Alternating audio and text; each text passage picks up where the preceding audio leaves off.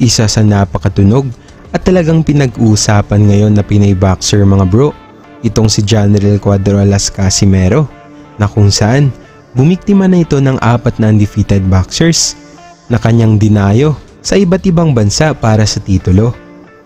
Kaya nang dahil dito mga bro, marami ang napapahanga sa kanya na magagandang diwata dito man sa Pilipinas o kahit pa sa ibang bansa.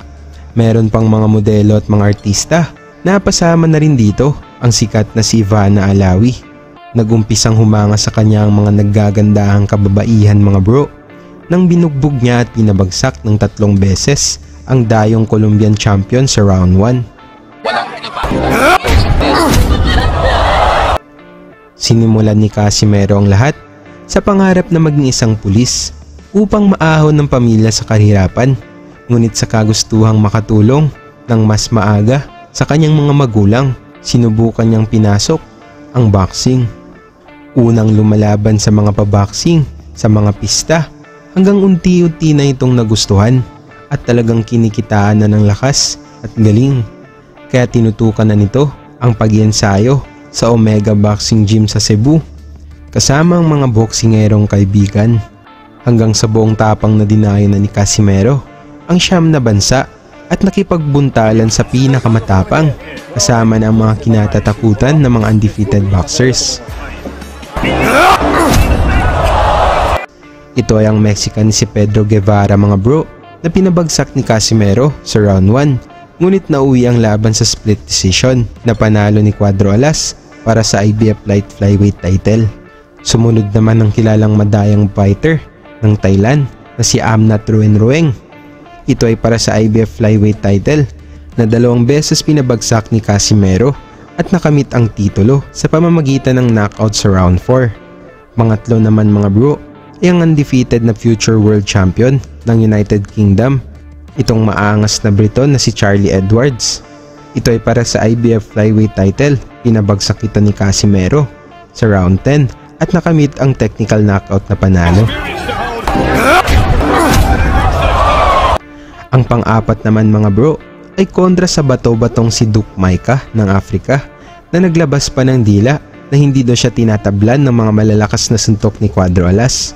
Ngunit bumagsak pa rin ito sa second round at tinapos na ni Casimero ang paghirap ng Afrikano sa pamamagitan ng TKO sa round 3. Ito ay para sa WBO Bantamweight title. Pero may isang laban si Casimero mga bro na kung saan nasaksihan talaga ito ng mga diwata sa Pilipinas ng harap-harapan. Grabe ang paghanga ng mga ito, kaya kumuha pa sila ng remembrance na letrato. Isang Colombian champion mga bro ang dumayo sa Pilipinas na nagmula pa sa 30 na magkakasunod na panalo at nangako itong bawiin ang belt ni Casimero na IBF Light Flyweight. Ito ay si Mauricio Fuentes mga bro na binugbog ng husto ni Casimero at pinasuko sa unang round sa kanilang laban.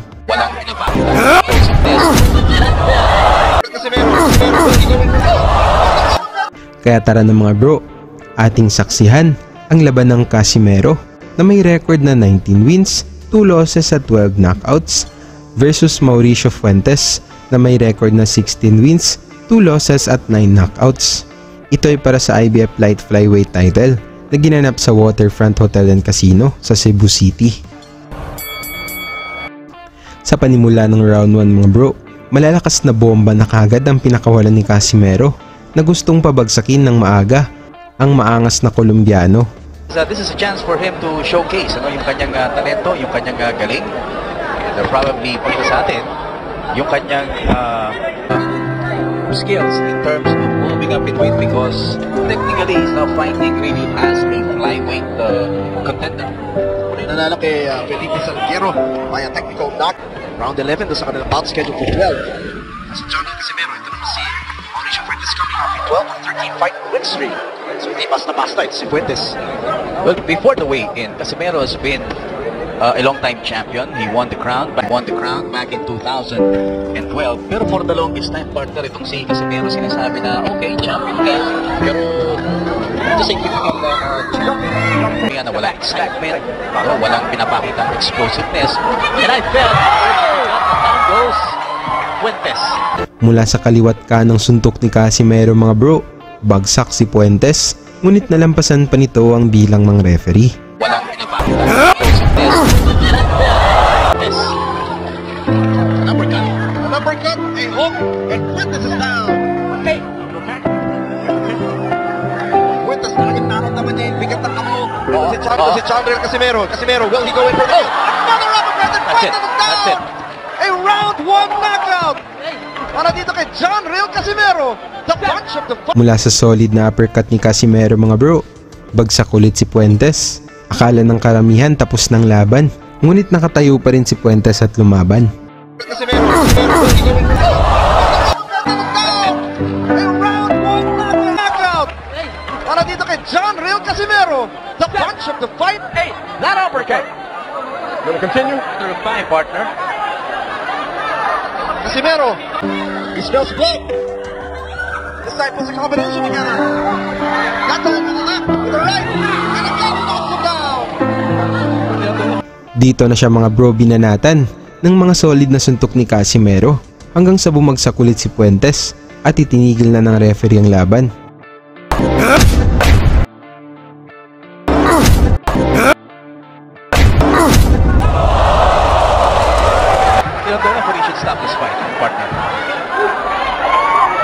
Panalo ang angas ng Pinas mga bro sa pamamagitan ng knockout sa round 1, habang ang dayong Colombiano naman ay inalalayan pa upang makalakad.